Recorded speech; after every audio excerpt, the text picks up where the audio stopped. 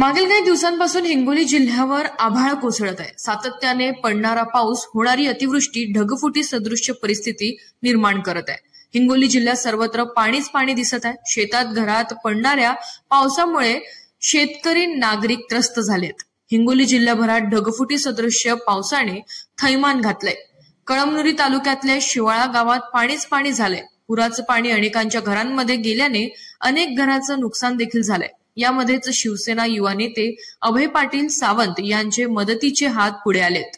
गावकऱ्यांना धीर देत गावात ज्या ज्या घरांमध्ये पाणी गेले अशा प्रत्येकाच्या घरांची पाहणी त्यांनी केली आहे। नेहमीच गोरगरिबांना साथ देत तथा मदत करीत असल्याने शिवसेनेचे युवा नेते अभय पाटील सावंत आजही शिवाळा गावात पाणी शिरल्याने गावकऱ्यांना धीर देत गावागावात नागरिकांशी त्यांनी संवाद साधलाय। अनेकांच्या घरात पाणी शिरल्याने संसार उपयोगी साहित्य देखील भिजल्याने युवा नेते अभय पाटील सावंत मित्रमंडळांकडून खिचडीचे वाटप करण्यात आले। उपाशी राहणाऱ्या नागरिकांना जेवणाची व्यवस्था अभय सावंत यांनी केली।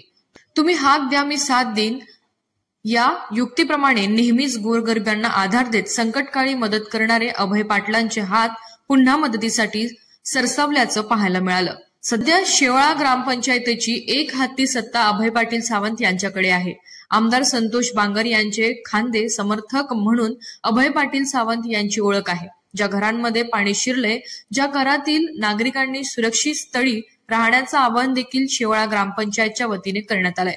अजूनही पाऊस पडण्याची चिन्हे दिसत असली तरी भर पावसात अभय पाटील सावंत यांनी नागरिकांच्या मदतीसाठी त्यांचं मित्रमंडळ नागरिकांना मदत करू लागलंय। विशेष म्हणजे आज पावसाचे प्रमाण कमी झालेलं आहे। रोगराई पसरू नये व पूरनंतर झालेल्या नुकसानीची पाहणी अभय सावंत यांनी केली असून नागरिकांना मदतीचा हाक अव्यय सावंत पाटील मित्रमंडळ करत आहे।